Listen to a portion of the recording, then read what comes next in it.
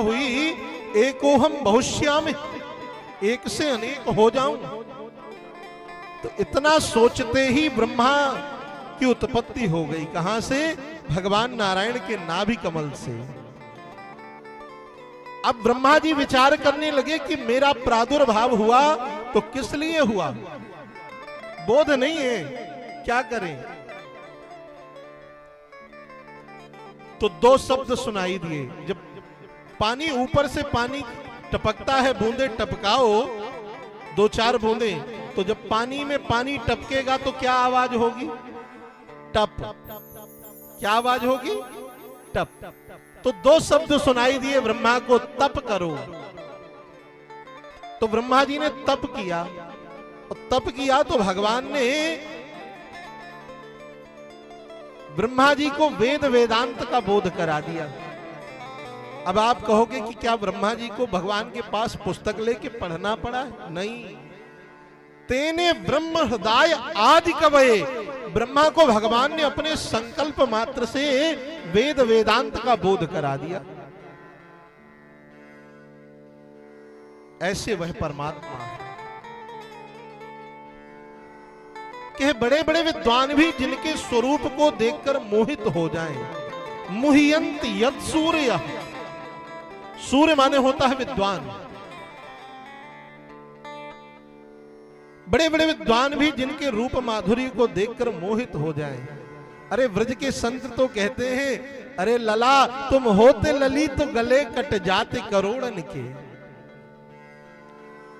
बड़े बड़े संत भी जिनके रूप माधुर्य को देखकर मोहित हो जाते हैं। मुह्यंत यत् सूर्य। तो कहे अनुभव में कैसे आएंगे वो भगवान, वह परमात्मा अनुभव में कैसे आएंगे? कहे महाराज, तेजो वारी मृदाम यथा विनिमयो। जैसे इस समय ठंड आ गई, सवेरे सवेरे आप उठो, करीब सूर्य उदय होने के थोड़ा पूर्व, तो देखोगे कि घास में ओस की बूंदें पड़ी रहती हैं, और उन बूंदों को देख करके लगता है रात में बरसात हुई थी, ऐसा अनुभव में आता है। पर वस्तुतः बरसात नहीं हुई, वो ओस की बूंदें ही अनुभव कराती हैं कि बरसात हुई थी। ऐसे ही वह परमात्मा सब में होते हुए भी अनुभव में नहीं आता। और अनुभव में किसे आएगा? गोस्वामी जी कहते हैं, जिसको भगवान स्वयं चाहेंगे। कि सो जा नहीं जाही देहु जनाही, सो जा नहीं जाही देहु जनाही। जानत तुम्हि होई जाही, जानत तुम्हि जानी। जानत तुम्हि होई जाही। सो जानहि जाहि देहु जनाई। भगवान को वही जान पाएगा बंधु जिसे भगवान चाहेंगे। भगवान जिसे अपना अनुभव कराना चाहते हैं ना, उसी को अनुभव होगा। सबको भगवान का अनुभव नहीं हो पाता। और देखो, तो ये सब भगवान के रूप माधुर्य की भूमिका को निर्मित किया सूत जी ने कि मुह्यंत यत् सूर्य। बड़े बड़े विद्वान भी मोहित हो जाते हैं। सूर्य की बरसात क्या अनुभव होता है, ऐसे ओस की बूंदों की तरह वह परमात्मा प्रतीत होते हैं। ये सारे उदाहरण दे करके और अंत में कहते हैं सत्यम परम धीमहि। ऐसे परम सत्य परमात्मा की हम वंदना करते हैं। कल हमने निवेदन किया था कि सत्य क्या है। ना हम आप सत्य हैं, ना घर मकान सत्य है, ना धरा धाम सत्य है। सत्य है तो केवल परमात्मा, परमात्मा का नाम, परमात्मा का रूप और परमात्मा की लीला, यही सर्वथा सत्य है। बाकी सब असत्य है। और ऐसा सत्य किसका स्वरूप है? तो सूत जी महाराज कहते हैं सत्यम परम धीमहि। जब परम सत्य है वह, तो वह सत्य धर्म का स्वरूप है। किसका स्वरूप है? धर्म का। अब प्रश्न बनता है कि धर्म क्या है? जब सत्य धर्म है तो फिर धर्म क्या? बड़ी सुंदर बात कहते हैं कि श्रूयताम धर्म सर्वस्वम श्रुत्वा चैवावधार्यताम आत्मनः प्रतिकूलानि परेशान न समाचरेत्। देखो भैया, धर्म बड़े सरल शब्दों में कह दें, धर्म वही है जो अपने लिए प्रिय ना लगे वह दूसरे के लिए कभी मत करो। अरे हमें कोई बुरा कहे तो हम किसी को बुरा क्यों कहें? जब हमें कोई बुरा कहेगा तो अच्छा नहीं लगेगा, तो हम वह व्यवहार दूसरे के लिए क्यों करें? हमें कोई थप्पड़ मारे हम तो हमें अच्छा नहीं लगे तो हम किसी को क्यों मारे? आत्मनः प्रतिकूलानि परेशान समाचरे। धर्म वह है जो परम सत्य है। गोस्वामी जी तो मानस में कहते हैं कि धर्म न दूसर सत्य समाना आगम निगम पुराण बखाना। धर्म न दूसर सत्य समाना आगम निगम पुराण बखाना। परहित सरिस धर्म नहीं भाई, परहित सरिस धर्म हित भाई। पर पीड़ा सम नहीं अधमाई, पर पीड़ा सब नितमाई। धर्म न दूषर सत्य समाना आगम निगम पुराण बखाना। धर्म न दूसर सत्य समाना आगम निगम पुराण बखाना।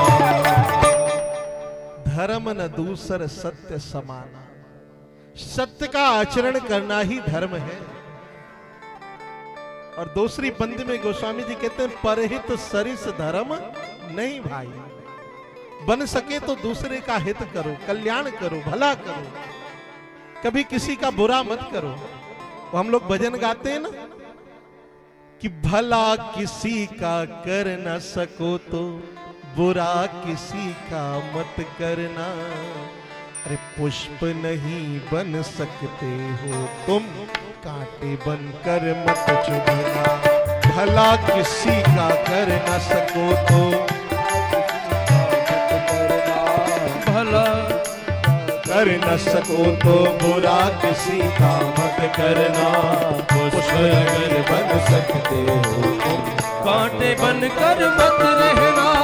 पुष्प अगर बन सकते नहीं तो कांटे बनकर मत रहना।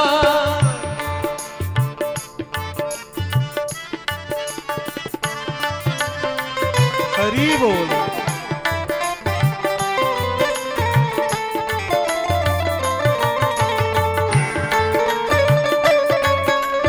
मधुर मधुर ताली सेवा करते हुए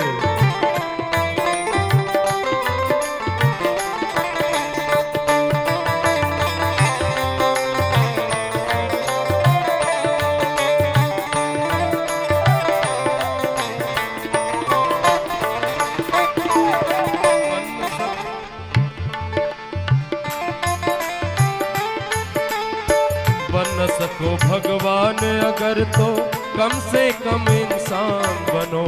बन न सको भगवान अगर तो कम से कम इंसान बनो। नहीं किसी के काम दो तो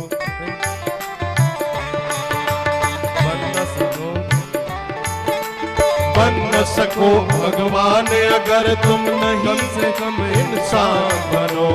मत कभी शैतान बनो तो नहीं कभी हैवान बनो। नहीं कभी शैतान बनो, नहीं कभी हैवान बनो। सदाचार अपना न सको तो, सदाचार अपना न सको तो, सदाचार अपना न सको तो पापों पे मत करना, भूल नहीं बन सकते हो, कांटे बनकर मत रहना। भूल नहीं बन सकते अगर तुम कांटे बनकर मत रहना। पुष्प नहीं बन सकते हो तुम, कांटे बनकर मत चुभना। पुष्प अगर बन सकते नहीं तुम, कांटे बनकर मत चुभना। इस भजन का भाव है परिहित सरिस धर्म नहीं भाई। यदि हो सके तो किसी का भला करें।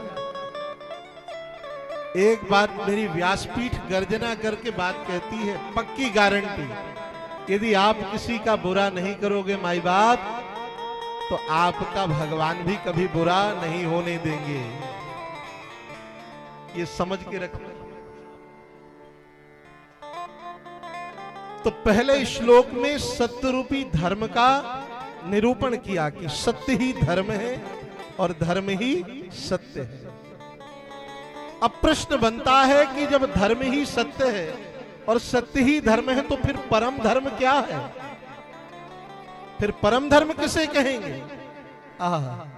दूसरे श्लोक में सूत जी परम धर्म की व्याख्या का निरूपण करते हैं।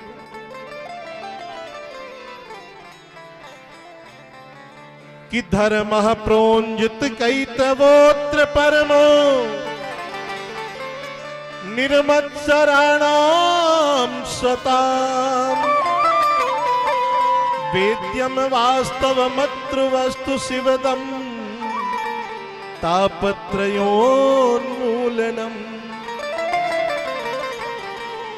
श्रीमद्भागवते महामुनि कृते किं वा परेरीश्वरः सद्यो हृद्यवरुध्यतेत कृतभिः शुश्रूषुभिस्तत्क्षणा।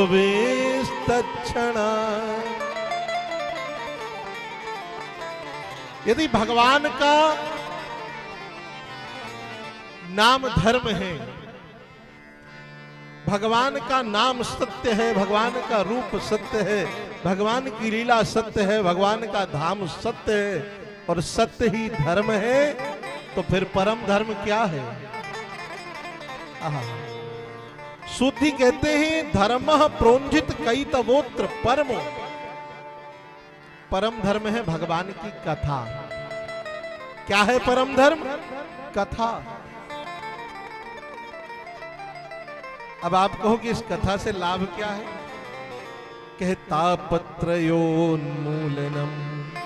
3 प्रकार के तापों का यह कथा उन्मूलन कर लेती है।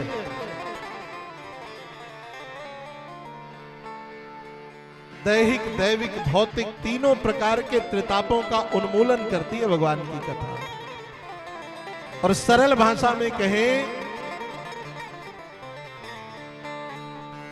तो भगवान की कथा जीवन की व्यथा को समाप्त कर देती है। तापत्रयोन्मूलनम। और क्या करती है भगवान की कथा? कि शिवदम शिवम कल्याणम ददाति। भगवान की कथा प्राणी मात्र का कल्याण करती है। अरे जिसे श्रवण कर मिट जाती है जन्म जन्म की व्यथा,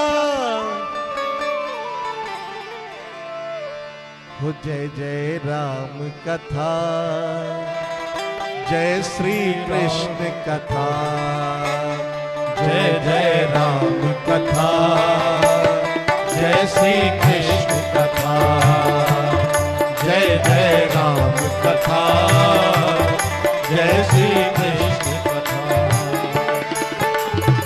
जिसे श्रवण कर मिट जाती है, जिसे श्रवण कर मिट जाती है जिसे श्रवण कर मिट जाती है, जिसे श्रवण कर मिट जाती है। किसे श्रवण कर मिट जाती है? कथा श्रवण कर मिट जाती है, कथा श्रवण कर मिट जाती है। 100 जन्म जन्म की व्यथा।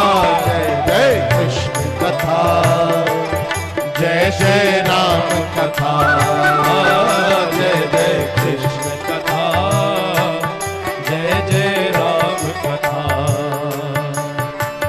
राम कथा कलिका मत गाई, राम कथा कलिका मत गाई। सुजन संजीवन मोर सुहाई, सुजन सुजीवन मोर सुहाई। बुध विश्राम सकल मनरंजन, बुध श्याम सकल मनरंजन। राम कथा कलिकलुष विभंजन, राम कथा कल कल सदभंजन। तेरा परमारथ बन जाए, तेरा परमारथ बन जाए। मेरा परमारथ बन जाए, मेरा परमारथ बन जाए। श्री नारद कर यथा। जय जय राम कथा, जय श्री राम कथा, जय जय कृष्ण कथा, जय श्री राम कथा, जय जय राम कथा, जय जय कृष्ण कथा, जय जय राम कथा।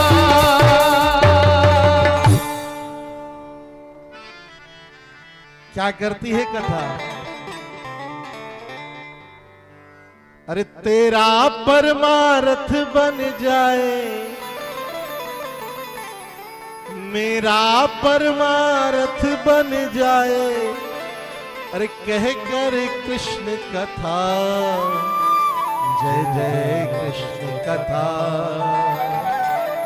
जय श्री राम कथा। जय जय कृष्ण कथा, जय श्री राम। माई बाप, भगवान की कथा जीवन की व्यथा को समाप्त कर देती है। यही भगवान की कथा का वैशिष्ट है, फल है। तो कि इस कथा को सुनने से लाभ क्या है? तो एक लाभ तो यह हुआ कि जीवन की व्यथा मिट जाएगी। और दूसरा लाभ क्या कहते हैं सूत जी? कहे सत्यो हृदय वरुध्यते कृतभी। जैसे ही आपके मन में भाव आया,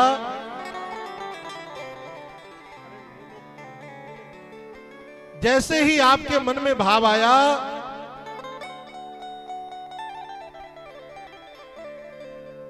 कि भगवान की कथा सुनना है, तो कथा सुनते ही आपके हृदय भवन में गोविंद आकर बैठ गए।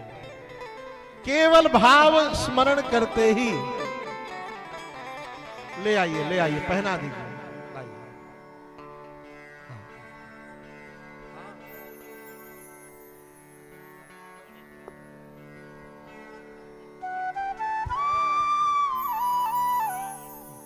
हरि शरणम, हरि शरणम।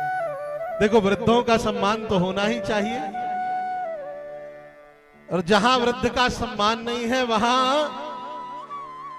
बात बिगड़ जाती है। अभी चाचा ने हमसे कहा बुजुर्ग होके आए, तो वृद्ध का सम्मान तो सर्वोपरि है। रामचरितमानस में 3 वृद्ध हैं पूरे रामचरित्र में।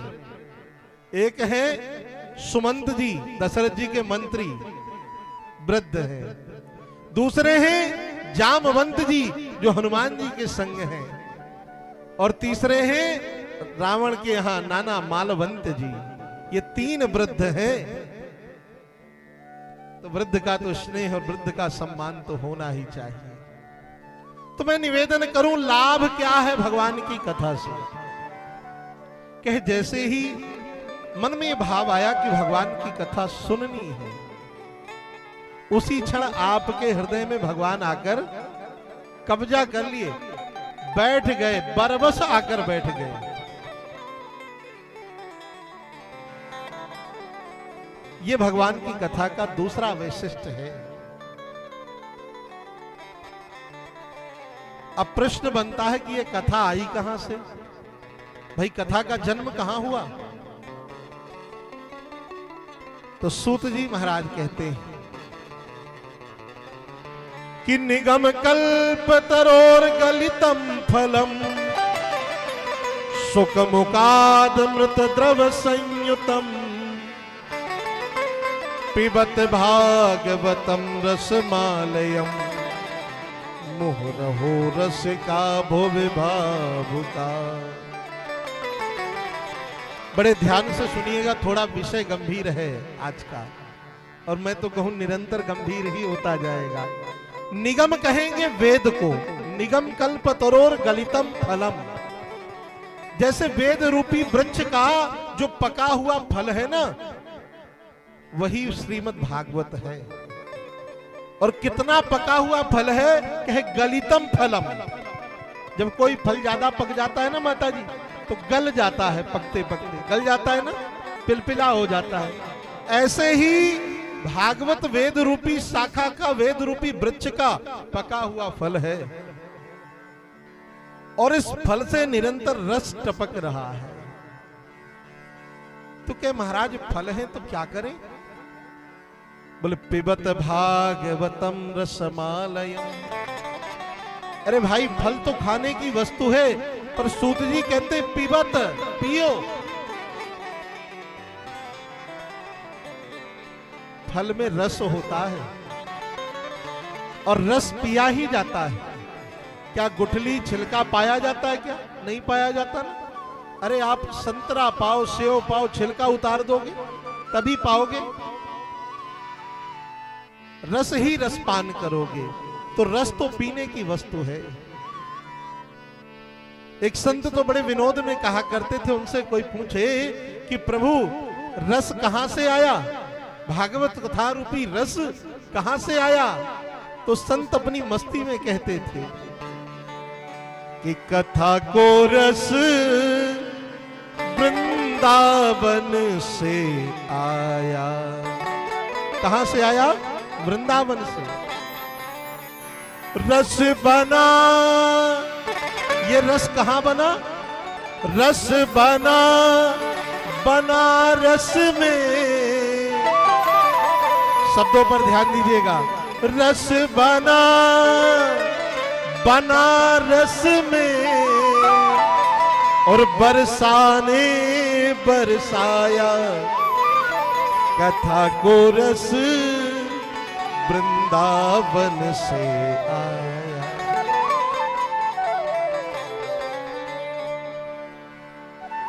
इस रस में ना गुठली है ना छिलका है, बस रस ही रस है, इसलिए पियो। अच्छा, पीने वालों के भी नाम लिए हैं सूत जी ने।